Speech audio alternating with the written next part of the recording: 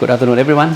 For this afternoon, we will explore the idea of the roadmap of the Buddhist meditation. I found it quite interesting. I think it's very essential for us as a meditator to get to know exactly when it's come to meditation, what kind of thing that one can expect, what kind of thing that we might be facing, and what would be the indicator telling us that we practice meditation correctly. Before we get started, I am happy to see everyone eagerly to learn the Dhamma. Both of the monks who enter the rain retreat here and the new monk who just ordained. For me, this is exactly what every monk should do, whether you just ordain or you ordain long term. To get back to the teaching, or we call to study the Dhamma and put that Dhamma into practice. And of course, that includes the meditation practice.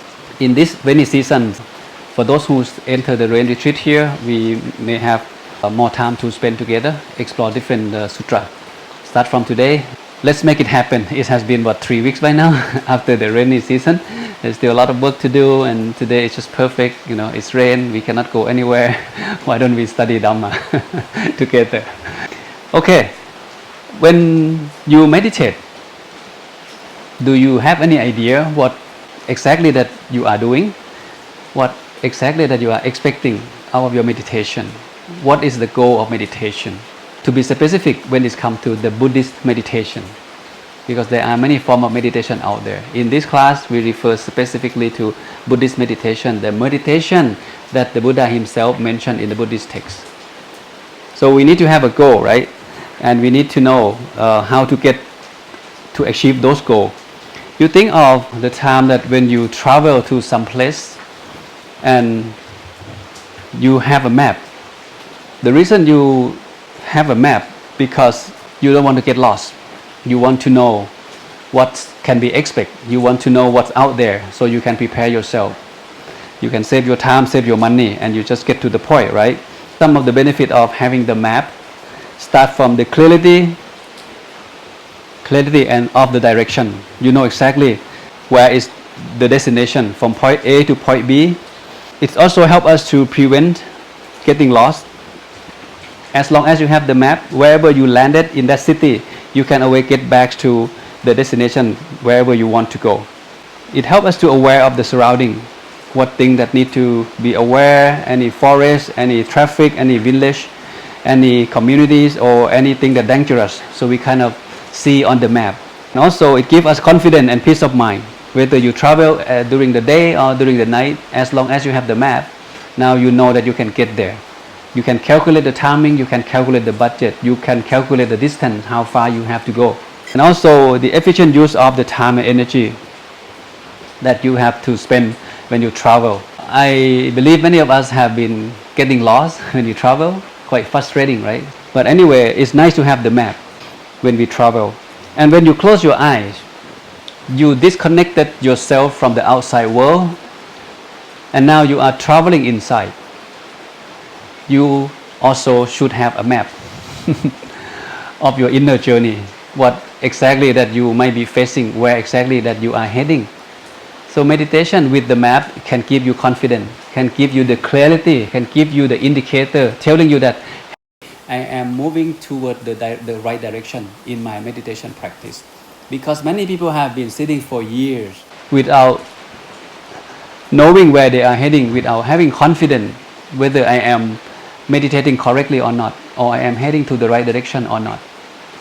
So this is the beauty of Sutta Study. The Buddha gives us all the detailed explanation about meditation, about the mind development. What does the meditation map look like? That should be the question that we will find the answer together today. I will show you the sutra later on. Let me start with this first. When you travel from point A to point B, right, you need to know exactly what are you doing, where are you going. It's more like an orientation.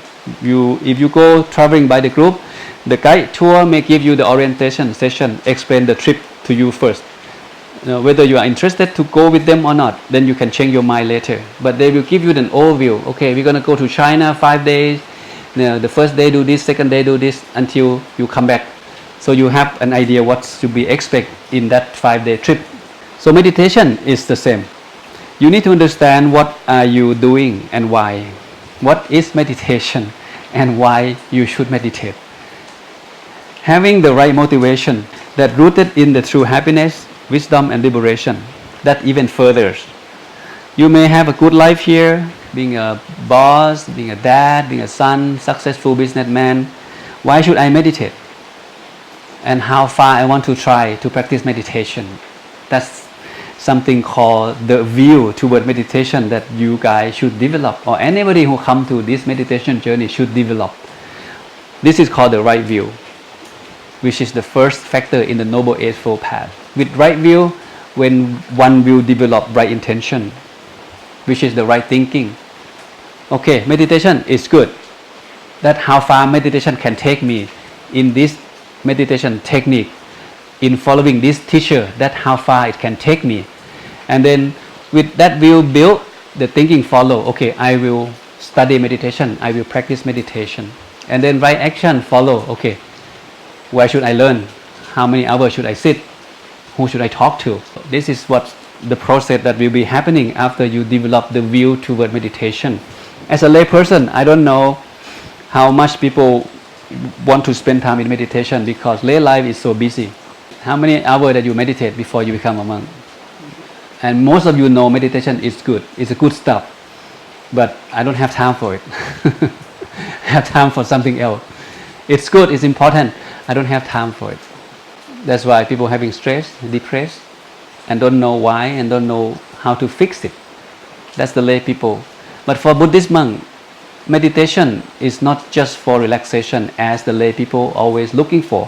When they facing problem in life, relationship, health or business doesn't go well, and people look for way to relieve those stress and tension, hoping that by joining the meditation retreat or start to learn meditation, that can help me to reduce my stress. Maybe I can find some inner peace and feeling happier. That's most of the lay people why they come to meditation world. But for monk, when a man ordained and becoming a monk, now meditation become a part of their life. Meditation is a part of monk's life. We don't just meditate to find peace and relaxation. The ultimate goal of monk when it comes to meditation is actually to realize Nibbāna, to break the end of rebirth cycle, to get rid of or uprooted all mental impurities, to be free from all suffering, all form of suffering. That's the ultimate goal of monks when it comes to meditation, especially monks who ordained in the past during the time of the Buddha. Their aim is that far. They take ordination and meditation seriously. But these days, as we ordain in this 21st century, I don't know how many of us actually aim that far or that high. You ordain 30 days, ordain 3 months. Where is your goal when it comes to meditation? That's the starting point, the orientation that you must talk to yourself, you must have it yourself. And you have to see the journey clearly, that how far I can achieve, okay, Nibbāna, according to the teaching of the Buddha. And then you need to prepare yourself. After you understand it, I'm going to do it, you need to prepare yourself, right? Just like I'm about to travel. Now I need to get my car ready, have it fixed, change the tire, change the oil. Now this car is ready to go wherever I want to go. The sila happen to be the first step in this journey, whether you are a monk or a lay person. Some people may ask, Luang Pi, why don't I just meditate? I don't want to observe precept. Why don't we just skip this process and go to meditation right away? We have to know the reason why. We have to understand the importance of precept. Precept is the prerequisite before meditation. If a man still killing, lying, sexual misconduct, intoxicate, how can this man have a peace of mind when it comes to meditation? When he thinks of his own action, he's gonna find only guilty, right? Find remorse, find worry about what he did. The Buddha suggests that when someone start walking down this path, whether you are a lay person or as a monk, one must observe precept as the starting point. But the lay people may observe 5 precepts, 8 precepts. The novice, now you become novice, you observe 10 precepts. If you are a monk, at least 2 to 7 precepts. If you are a female monk, you observe more, 300 precepts. according to your status in this spiritual journey. But no matter who you are, precept has to be there for you to be success in meditation practice. So ethical conduct purifies body, speech and mind, making ready for meditation. Is that all when it comes to meditation? No, right? We have come across several sutras when the Buddha talked about how to train the new monk. And you will always find that the Buddha also emphasized in encouraging the monk to have the proper eating habit, mindful and moderation in eating, right? So that means for everyone to be success in this long journey of meditation practice, one must take care of one's own health. Make sure that you are physically healthy, physically fit. You may sit 30 minutes, you feel nothing. The body is okay, according to your age. But when you get to sit 1 hour or 2 hours, then you start notice pain in the body. Every 30 minutes have to go to toilet. Every 45 minutes have to drink, feel thirsty. So the body is not fit, is not there when it comes to the long hour of sitting meditation.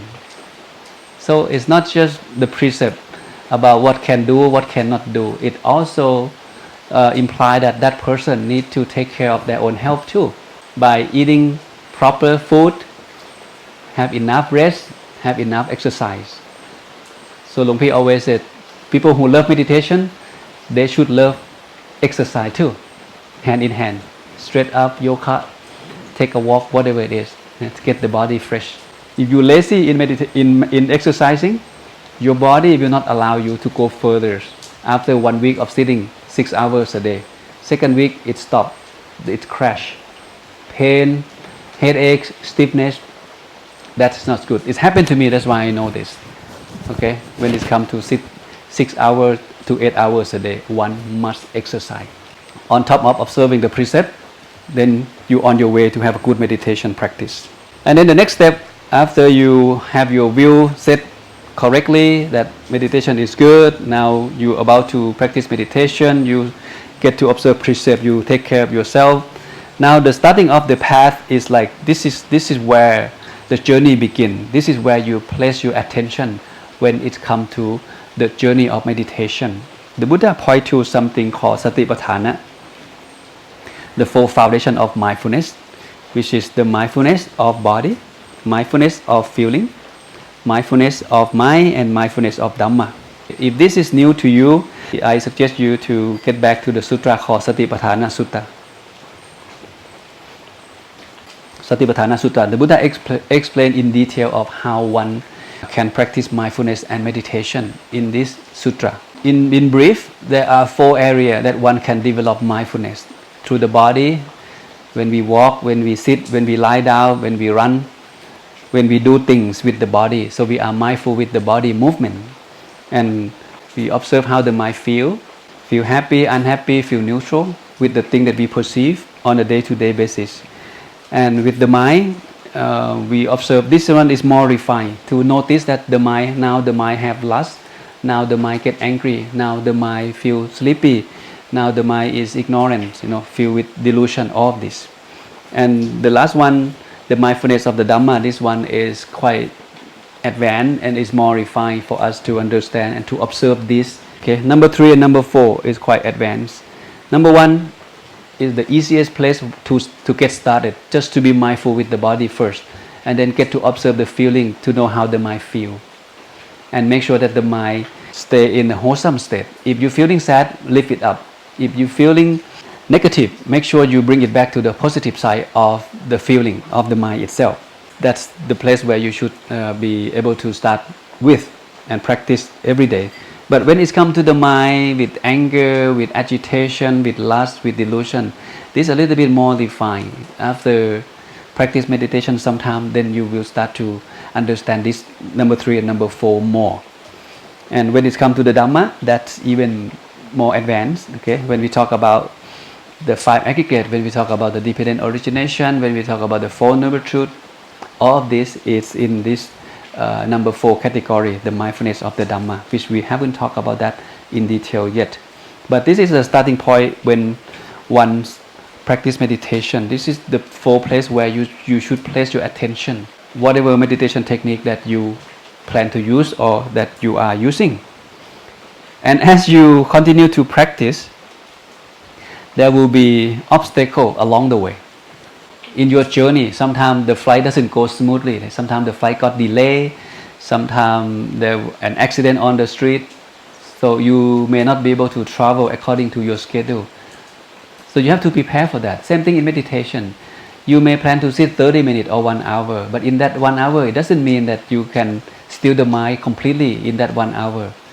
There may be challenging, there may be obstacle, there may be visitor that come and visit the mind and distract the mind during that 30 minutes or that 1 hour that you sit. And we have talked about hindrances, right? Hindrances means something that blocking you from going deeper into your mind, from moving forward in your meditation practice. That's the meaning of hindrances. And there are 5 of them that we learn in the class. Sensual desire, the mind crave for something that the mind like, maybe the food, maybe entertainment, maybe the phone, maybe email, games, you name it. Your experience that you had before you come and ordain, experience in the past that you like, it may come and distract you when you meditate. Or even the food that you eat this morning. In the afternoon session, you may still crave for that food. Instead of stilling the mind with the meditation object, now the mind think of the food that you ate in the morning. That's the same pleasure. And the ill will, this one, the agitation, right? Maybe it's too hot, it's too cold, your friend make noise, people falling asleep, snore in the meditation room, then you get annoyed, you get agitated, and that's also distract the mind from being still with the meditation object. And then you may feel sleepy, don't feel fresh for some reason. You may lack of sleep last night, you may work too much, and then you sit 30 minutes, you're falling asleep. And number 4, it's a lot of thought and worry keep on coming to you. And that's stopping the mind from going deeper or from being still as you wish. And then the last one, after you overcome all these 4, then you may encounter the last one, which is doubt. Whether this experience is real, the light that I'm experiencing at the moment, I feel so wonderful, but is this real? Then when doubt came, again, it distracts the mind. The mind cannot be relaxed, the mind cannot be sabai. So the mind needs to leave the meditation object and wander around that area of question when doubt came. So this is the obstacle that every meditator will be facing, more or less 1 or 2 or the combination of this in each session that we sit. And they also condition. We learn about cause and condition. Why today a lot of thinking about sense pleasure, but yesterday did not have?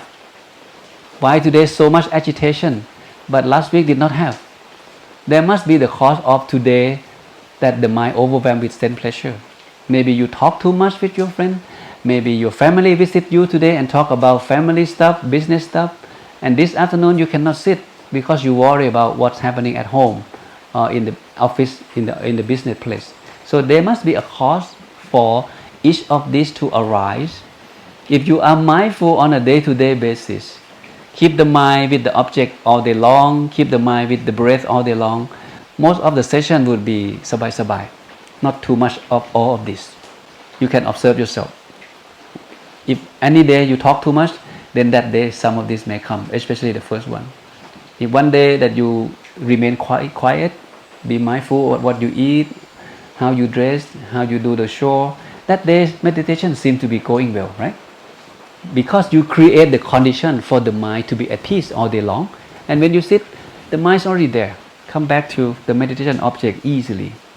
Now, as you continue to sit, you be mindful of the body, the feeling, the mind, the Dhamma, or whatever object or the meditation technique that you use. Now you are traveling deeper inside yourself, inside the mind. This is the inner journey. It's begin to go deeper and deeper and deeper. You are in the state of samadhi. What is samadhi again? Samadhi usually translates as meditation or concentration, right?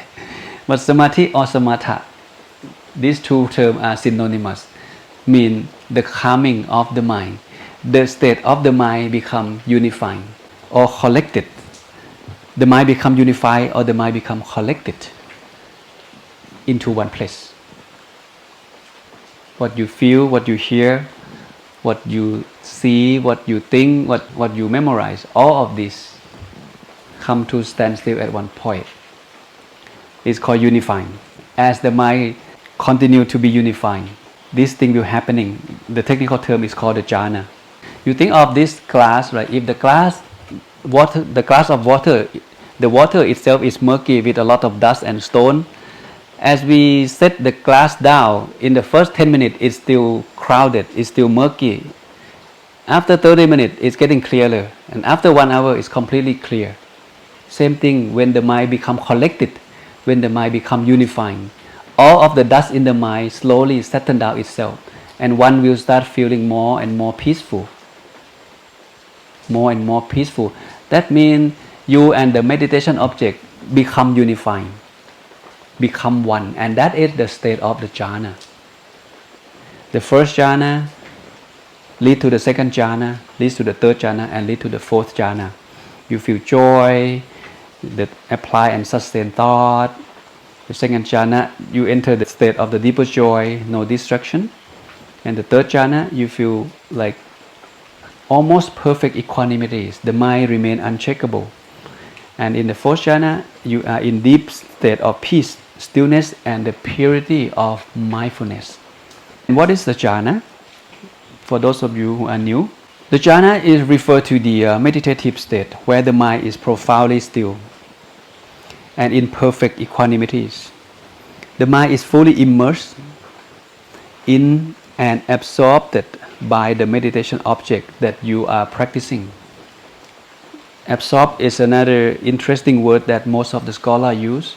You think of the sponge absorbs the water into itself, and now water and sponge become one. It become one. It become unifying. You and your meditation object become one, and then you sink yourself deeper into that feeling of absorption. More and more peaceful, more and more equanimity. There's no end to it. And one of the teachings the Buddha said, there is no single part of your body that have not been touched with joy and happiness when one enters the state of jhana. And I come to realize that, that is why people can sit for 7 days without food or drink. Their food comes from the joyful mind. The mind is at peace. You don't crave for food, you don't crave for water. The mind is just being content by itself for 7 days. People can sit for 7 days with no food. In order for a man to sit that long for 7 days, one must attain something. If you sit patiently, maybe 2 days maximum, too much pain, right? You have to sit with joy. But when you feel joy, you don't want to leave the seat. Whether it's hot, it's rain, thunderstorm, earthquake, it means nothing when the mind is in that equanimity state. It completely disconnects from the outside world. The mind is actually inside. It feels safe, it feels content, and it just wants to be there. And then the next step, the mind will arrive at the insight or vipassana. What is the samatha? The samadhi or samatha is the state of mind being calm, being unified, being collected, whatever technique that you use. If you choose 5 meditation technique to practice, whatever technique that you use, every one of these techniques will lead the mind to be calm and stay still at one place. That's the meaning of samatha system. But when it comes to vipassana, it's different. Vipassana is another system of Buddhist meditation that we did touch on this a little bit last time, right? Just to recap quickly. So when we talk about system in Buddhist meditation, we think of 2 systems. The samatha system and the vipassana system. Samatha or concentration or the calming meditation that help calm the mind down. So the goal of samatha is to remove hindrances, and when hindrances have been suppressed or removed, the mind become unifying. It become one pointed of mind. And the outcome of this is the calmness and peace in a perfect equanimity. One will enter the state of the jhana 1, 2, 3, 4, 5, all the way up to the jhana 8. So that's the outcome of the samatha. But when samatha is fully built, or when one achieves the samatha in the high level, the mind super peaceful, the mind in that perfect equanimity. The text said the mind is workable, is malleable, and the mind is ready to do anything from this point onward. You are so ready. In that point onward, one can direct the mind to enter the vipassana practice, which is the insight meditation. The goal of vipassana is to remove ignorance or develop the right view. And then the outcome, when one removes ignorance, we remove all the hindrances, one will be liberated, one will access to the ultimate wisdom or the jhana. This is not the jhana. This one is jhana. This one is jhana. They pronounce similar, but they're not the same. They also write in the similar format, but they're not the same. The jhana and the jhana. Jhana means concentration, but jhana means wisdom. One will access wisdom when one develop the vipassana. That there are two systems. Like this one, the samatha, there are many techniques, at least 40 techniques mentioned in the Visuddhimagga that one can choose. You can choose one of these, you can choose the combination of this, you can choose a few techniques for yourself in one session. There is no fixed way for one to practice meditation, and one don't have to rely on just one technique. Why didn't the Buddha give one technique for everyone? Very simple. We don't like the same food, right? We don't like the same music, but we have to eat food anyway. You like pizza, someone like fried rice, but those food give us energy. All of this one on the blue side will lead the mind to be calm. When you practice according to the technique precisely and correctly, the mind will be calm, the mind will be unifying. And when it's come to vipassana, the insight meditation, the meditation that leads us to develop insight. Insight about what? All of this one in the yellow color, they are advanced Dhamma. That one cannot just sit here and think how it works, what they are. One have to sit to develop the inner eye or the divine eye to see the nature of this Dhamma. Pasana means seeing. Vi means specific. Vi means specific. Vi means noble. Vi means special. You need to develop the eye to see things differently, to see things in the special way, in a specific way. That's why it's called vipassana. And we already learned this in the first teaching of the Buddha in Dhammacakka. I hope that you guys still remember. Okay, this one. In the first teaching, the Buddha already mentioned this, but in the very briefly to those 5 aesthetics. Somehow we can reference back to this sutra because it's relevant. For someone to realize Nibbāna, one must let go the sense pleasure, one must let go the practice of self-mortification. The Buddha introduced those who seek for mental liberation to practice the middle way. The middle way refers to the Noble Eightfold Path. When someone practice themselves according to the Noble Eightfold Path or start walking down this path long enough, first thing one will develop is vision or cakkhu. And that vision refers to the eye. And this eye refers specifically to the inner eye, not this eye. The divine eye, the inner eye, whatever term that you feel that makes sense to you. And that eye helps us to see things the way they are, to see the 5 aggregates. There's no me, no mine, no self in here. Everything is just the conditioned phenomena. That has to be seen through this eye that one developed through the vipassana meditation. And when we have vision, vision leads to knowledge. That knowledge comes with peace and calm, and that leads to super knowledge. That leads to awakening, that leads to Nibbāna. So the Buddha already gave us the idea of, or the blueprint of how one can achieve Nibbāna. Vision first, right? Vision leads to knowledge and happiness, and that happiness leads to the ultimate happiness, which is Nibbāna. And then when all of this knowledge and vision of the Four Noble Truths, as they really are, was thoroughly purified, then I claim to have awakened to the unsurpassed perfect enlightenment in this world. The Four Noble Truths are here. One have to see dukkha, one have to see tanha, one have to see how tanha can be in, and one have to see how the Noble Eightfold Path actually work. Not from reading, not from thinking. You have to see in your meditation. And to see that, first requirement or the prerequisite to see all this is to develop the eye, then we can see. And that eye is referred to the Dhamma eye or the inner eyes that the Buddha did not mention here. So, what's happening here? When we arrive, after one, deepening oneself in the realm of samatha, the mind become peaceful. Just like now you in the smooth highway, your journey going smoothly, feel super peaceful, enjoy being the state of joy, calm, and perfect equanimity, smooth. Because you overcome all of this, hindrances has been suppressed, or hindrances maybe even have been removed, and now you're in the highway of your meditation. In that inner journey, you don't want to leave the seat.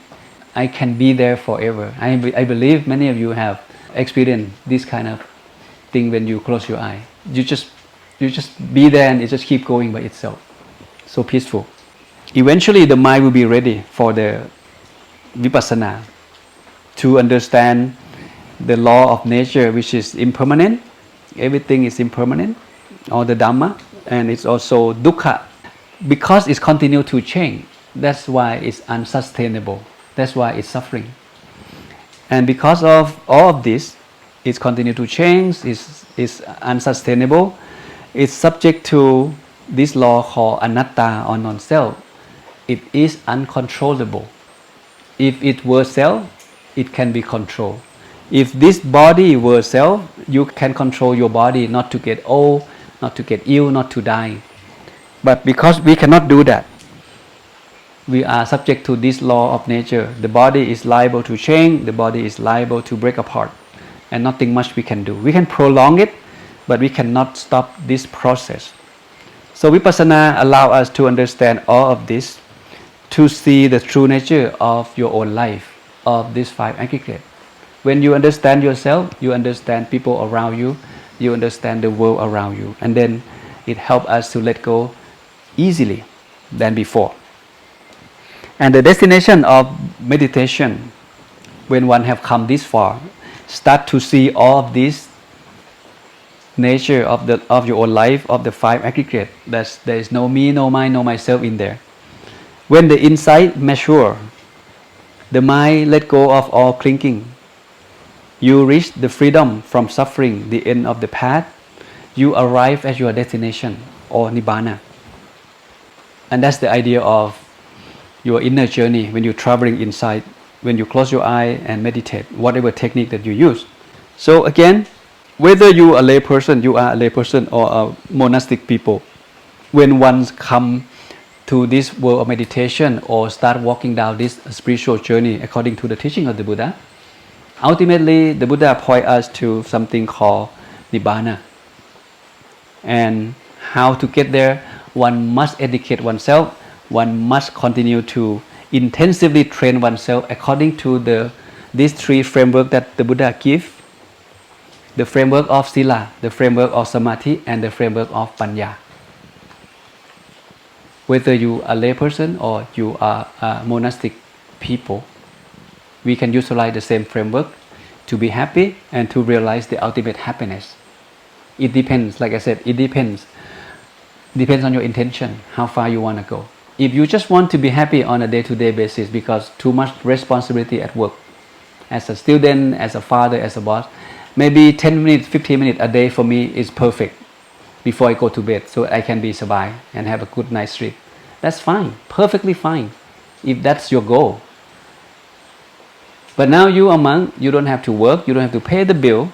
I think 15 minutes a day is not the goal. Right? So meditation should be more than 15 minutes as a monk. Here we sit 4 sessions a day, at least 4 hours.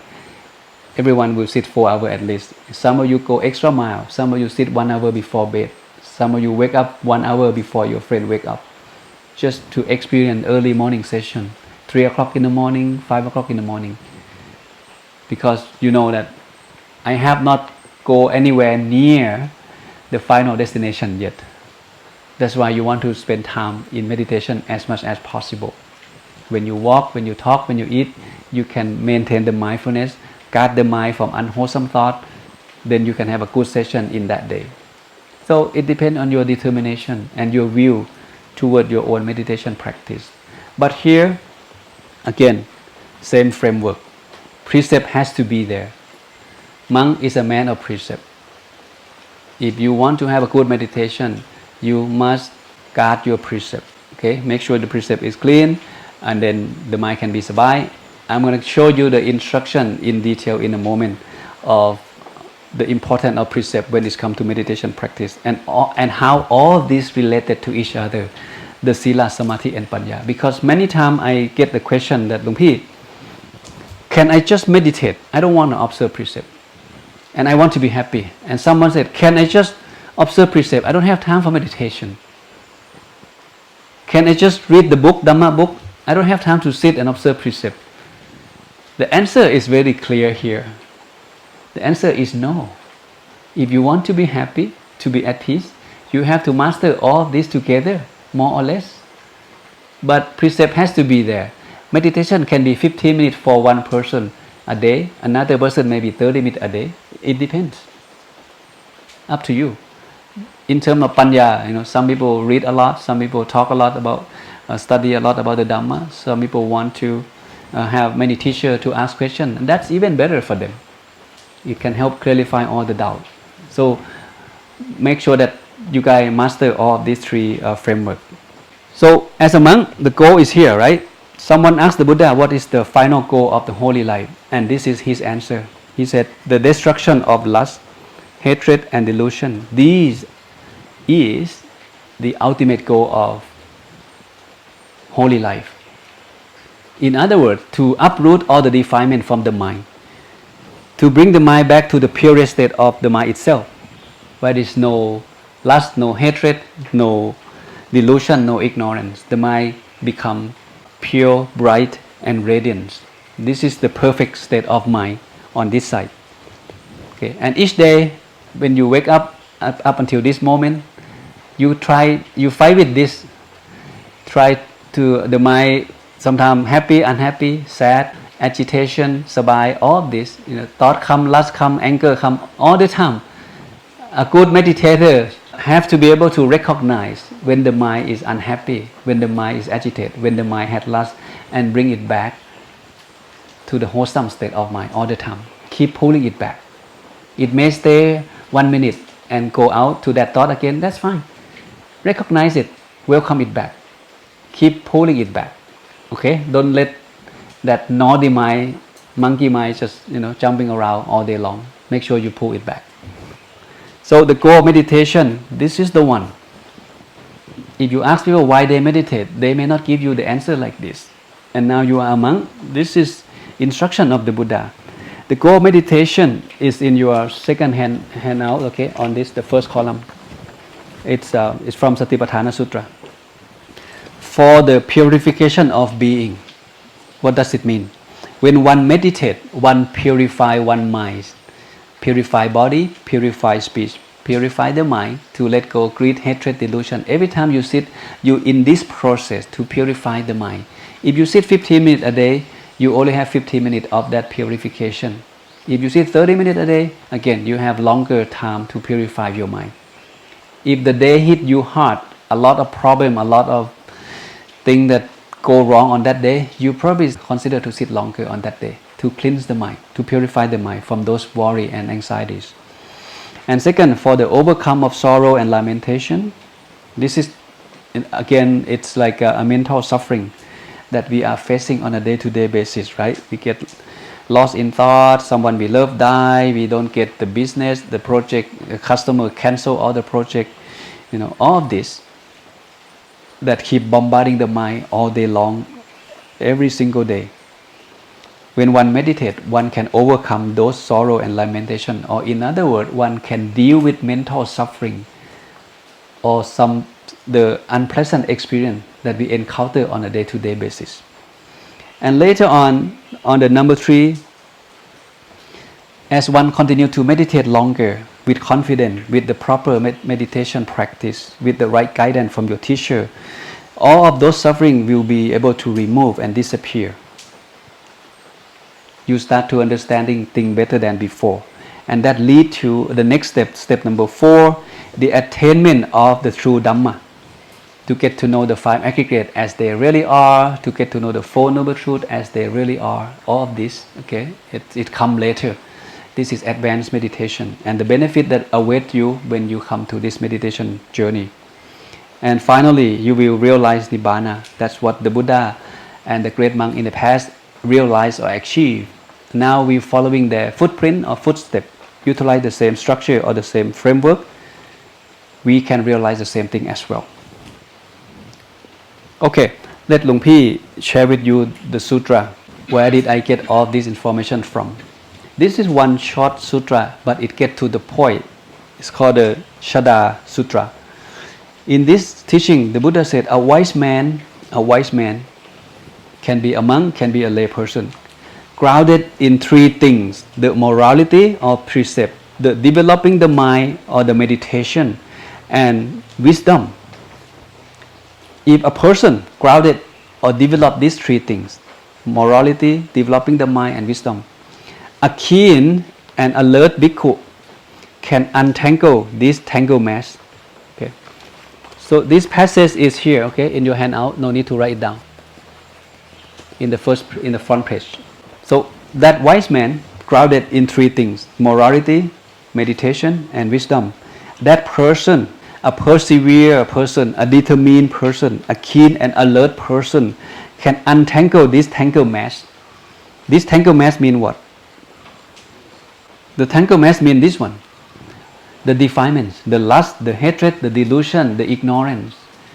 All of these defilements can be uprooted if one train oneself according to these 3 framework, day in and day out. You master these 3 things, you can remove or uproot all of those mental defilements. Morality or precept or sila. Developing the mind, which is again meditation practice, and then wisdom. This wisdom refer to vipassana, the wisdom that comes from seeing things the way they are. Not wisdom that, I know this is good, this is bad. I know that observe precept is good, I will observe precept. That's not what it means. This level of wisdom refer to the vipassana level, where one develop meditation practice up to that advanced level where one can see the nature of things as they are. Then one will cling on nothing, fully liberated. And another teaching, this one is good. You can use this as the indicator when you travel inside, when you close your eye in your meditation journey, as the indicator that, hey, I am traveling toward the right direction. When you meditate alone, no teacher around, you can use this as the indicator. Being joyful. When you close your eye, whatever technique you use, no matter how long you sit, when you being joyful, that's the first keyword that the Buddha give us a hint that you practice correctly. Joyful mean what? Mean happiness, right? You feel content, you feel happy with your practice, whatever technique, whatever you are experiencing. But I feel good about it. That's a good start. When being joyful, rapture spring up, or piti. I will give the definition in a moment. What the difference between joyful, rapture, and happiness, bliss, all of this. The Buddha, sometimes he also have a hard time when it comes to explain the feeling of meditation experience. I think it's almost impossible to explain experience by word. Any vocabulary is not enough. How can you explain spiciness of the chili, Thai chili, to your friend? How can you explain how delicious of durians to your friends? Or mango sticky rice by word? No way. The easiest way is here, take it. Give him chili, then he don't have to ask how spicy of the chili. Keep talking about it. People don't understand. Same thing. Somehow we need to come up with a certain definition so we can communicate. But it's not a full dimension of the meaning of the word itself. So keep that in mind. So being joyful, the rapture spring up. When the mind is full of rapture, what's come next is the body and mind become tranquil. And what's happening after few tranquilities? When the body is tranquil, they feel bliss. Bliss is another term of sukha or happiness. And when blissful, the mind becomes immersed in samadhi. You see the word samadhi here? And you see the journey begin from joy. Before you can get to samadhi, you go from joy, rapture, tranquil, bliss, and then samadhi. These are the key indicators that happening sometimes very refined, very quickly. You may not know. All of a sudden, you feel happy already. You feel that you already there, content, deep, peaceful already. But if you zoom in closer, you will notice this indicator along the way. Oh, at the beginning, I like it. I feel joy. I'm sabai. And then with that deep joy become rapture, become exciting. With that exciting, body and mind become tranquil. Now there's no excitement. It becomes calm and more fulfilling. And that leads to sukha. Sukha leads to samadhi. Again, what is samadhi? Samadhi is the state of mind being unified, being collected. It's not like exciting, but it's collected. That's the samadhi. And here is the heart of today's lecture. This is the map in your handout. We put things together according to another sutra, Kimatthaya Sutra. This is, the Buddha gives this teaching beautifully. And I look at this as the map when it comes to Buddhist meditation practice. And each one of these, they are conditioned.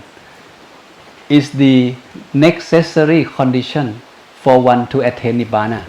You cannot skip any one of these when it comes to meditation practice. And this one is also on page 27 in your little handbook. We said the goal of meditation is to realize Nibbāna according to the teaching. This is ultimate goal. Okay. And how can we get there? Or even though we, or most of us may not aim at realizing Nibbāna in this life or when it comes to meditation practice, as long as you practice according to this map or this framework, you can be a happy man on earth, whoever you are, every day. Every day. You cannot go wrong with this, as long as you walk according to this map. Okay, the starting point of this journey, the Buddha gives two precepts, is the prerequisite. Forget about meditation. I will not teach you anything about meditation. Make sure you observe precept first. Make sure you stop killing, lying, sexual misconduct, intoxicant, all this. Stop doing that first. And then let's talk about how to purify the mind, how to meditate.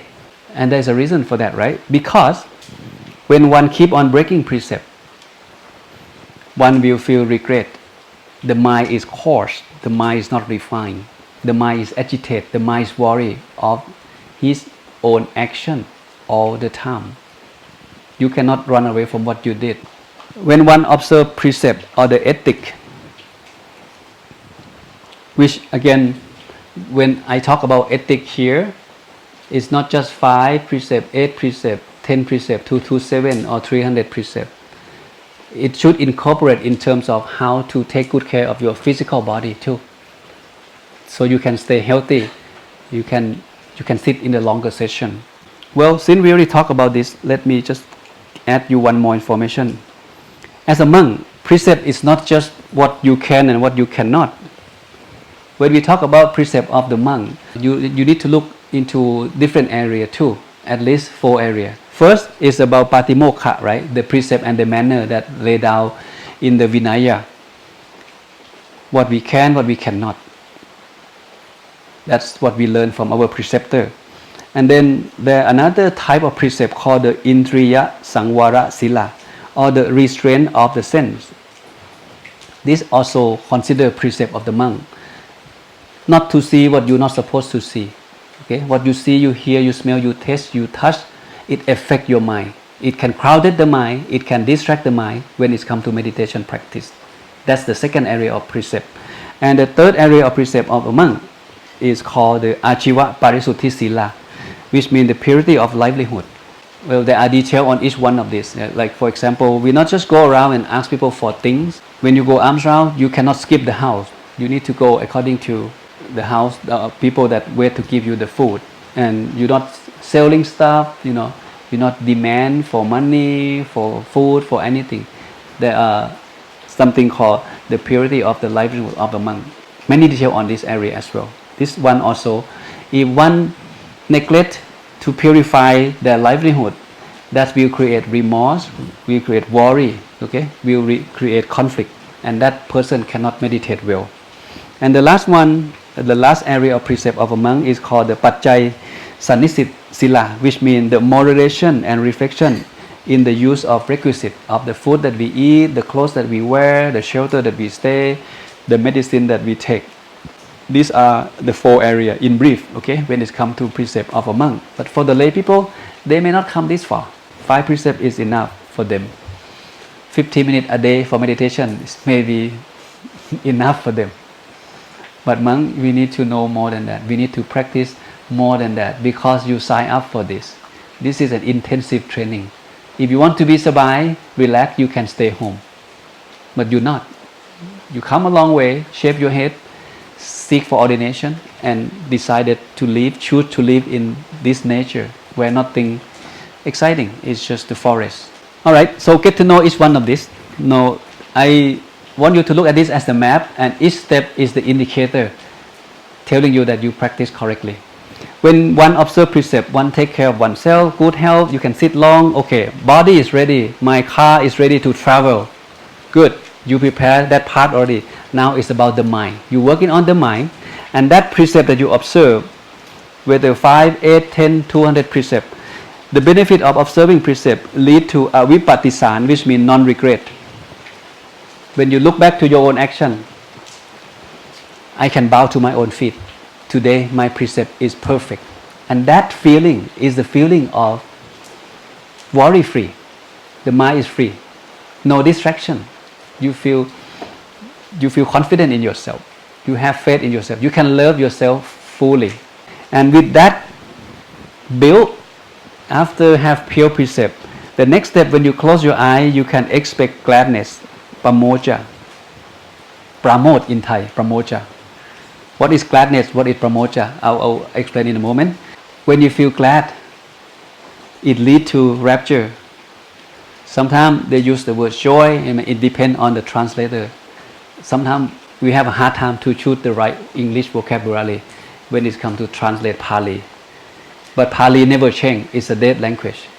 Pramod is a pramod, piti is piti, pasati, sukha is sukha. But English, different people give different terms based on their experience when it comes to translate the text. So gladness or pamoja lead to rapture or piti. Rapture or piti lead to tranquility or pasati. Pasati or tranquility of body and mind lead to sukha or happiness. Okay. Where did we get this information? This is the one that we just learned. Pamoja, joyful. When the mind is joyful, rapture spring up.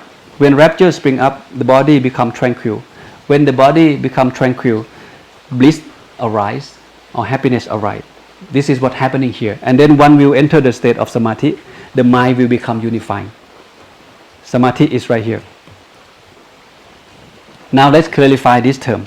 What's the difference between gladness, rapture, and happiness? It seems similar, right? It's about joy and more joy and much more joy. But they are not the same. You think of food that you consider delicious. The first one delicious, first dish. You go to the second dish, it's more delicious, but you still call delicious. But you know this is much better than the first one. And then you go to the next, the third dish, this is the best, but it's still called delicious. But they're not the same. So this is how I define it. Make it easy to understand. Gladness, pamoja, is like I'm feeling good. I like it. I can smile. Whatever technique I use. Sit cross-legged.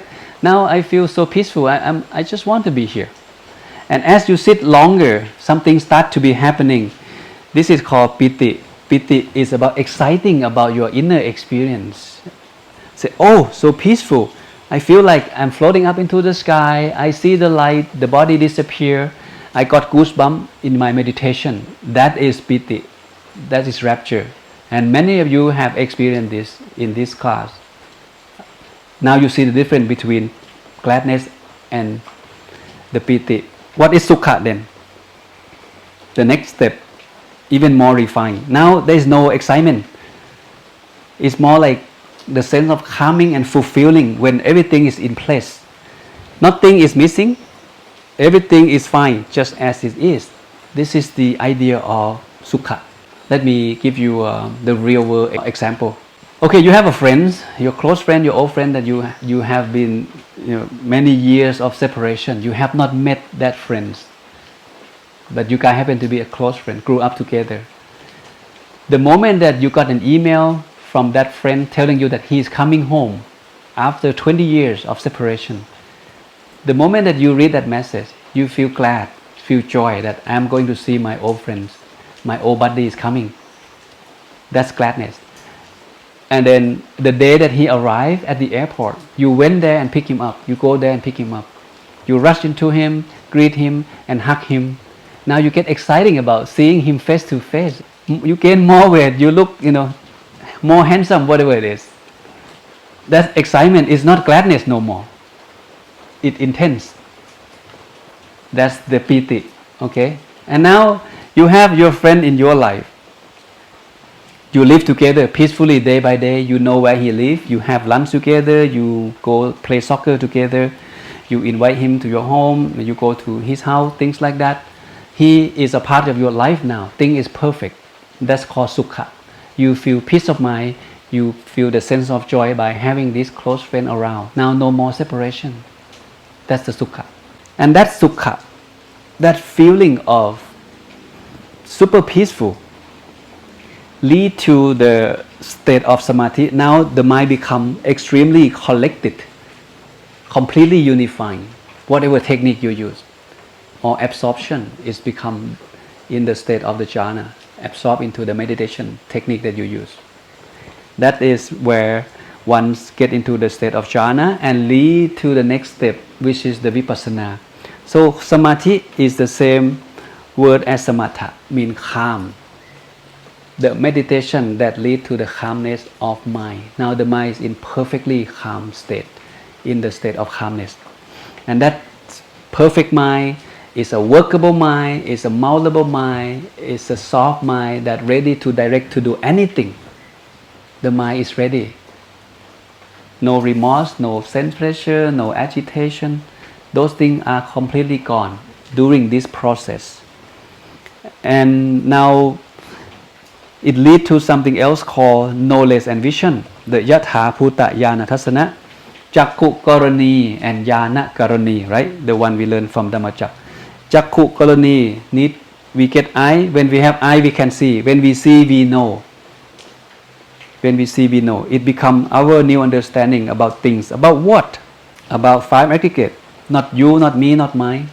About the Four Noble Truths, about the dependent origination, about all of this. This has to be seen through vipassana practice.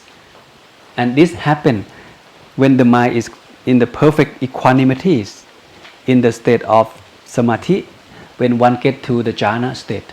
And then one moves to the next level of meditation, which is the vipassana meditation, which will lead us to acquire wisdom, right? We get the eye see things as they are. We start to understand things differently than before. And that leads to disenchantment or nibbita. What is nibbita? Nibbita or disenchantment lead to viraka or dispassion. And this passion or viraka lead to vimutti or liberation. And then one realizes Nibbāna, the final destination. We arrive at the destination. Okay, what is disenchantment? Disenchantment is like this. It's not pad thai, okay? Disenchantment is like you have had something enough. No more. I have you enough. I have suffering enough. No more suffering with these five aggregates. When you go home, visit your mom, mom may cook your favorite dish, something that you love, you eat when you were young. You keep eating the same food every time you come home. Mom will cook this one for you because she knows you like it. First dish, good, right? Excellent. And now mom said, you know what, take more. Second, third, fourth. Now you said, mom, no more. I'm done with this. Please stop feeding me this one. I'm done with this. I have had enough of whatever food that you like. In life, when one have enough suffering, one come to realize there's nothing worth clinging on. Sense pleasure, money, fame, woman, success. Nothing in this world that worth clinging on. The king, the businessman, whoever you want to become, you see it through. There's something more than just being that thing, that person, acquiring more material wealth. You have had suffering enough. I'm done with this. This is called disenchantment. When one have vipassana, one understand the five aggregate, one understand the dependent origination, one understand dukkha, what caused dukkha, how to end dukkha. One see all this process clearly, and one feel like, I'm done with this. I'm done with this. And that is nibbita. When one develop nibbita or disenchantment, one detach from the sense pleasure, one detach from the five aggregate, one detach from. So it leads to this passion or virakha. What is virakha then? Virakha is like this, like Teflon mind, the Teflon pan, where you can fry anything but it doesn't stick to the pan itself. You can fry egg, fry chicken, fry rice. The pan itself will not stick to the food that you fry on the Teflon pan. This is called this passion or virakha. Virakha. Now the mind not only, I have had enough, mom, of this food. I'm not even crave for this food no more. Today, tomorrow, next week, next month, I'm not going to crave for it. I have had enough. I have developed the immune system for me to protect my mind from lust, from anger, from delusion, from ignorance.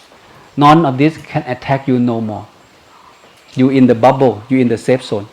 That's called virakha or vimutti. In your handout on the second page, I give you the 10 list, the 10 item of fetter or sangyojana, the mental defilement. This is the most refined defilement that if one can overcome this defilement, one will achieve enlightenment. If you can let go, fetters or the sangyojana or the defilement that by that means that keep us in the realm of existence. There are 10 of them. The first 5 is called lower fetters. The number 6 to number 10 is called higher fetters. If one can remove each one of these, one will attain a certain level of enlightenment, which we can divide them into 4 levels. This one. Liberation means liberate from this sangyojana, liberate from these fetters. If you can remove 3 of them, the first 3, you are called Satipaṭṭhāna or the stream enterer. You will reborn maximum 7 lifetimes. And if you continue to develop your insight until the insight is pure, is mature enough, at the Sakathakhami, the second level of enlightenment, you can weaken. You cannot remove. You can weaken the sense desire and ill will, but they're still there. They're still there in the mind. And when you get to the third level of enlightenment, you become anagami. This means non-returner. So you completely, the fetter number 4 and number 5 completely, which is the desire of sense pleasure and the ill will. You see, sense pleasure is not easy to remove. You have to get to the third level. We are trapped in the realm of sense pleasure, and we don't know that. And we crave for more of that. Hoping to have more of that will bring us more happiness. But it's not the case. And the last one, the highest level of enlightenment, one will become arahant, which means that you remove all of these 10 fetters. All of this completely gone, then you become arahant. That's what it means by liberation. So there are at least 4 layers of liberation where one can attain after this point. 1, 2, 3, 4.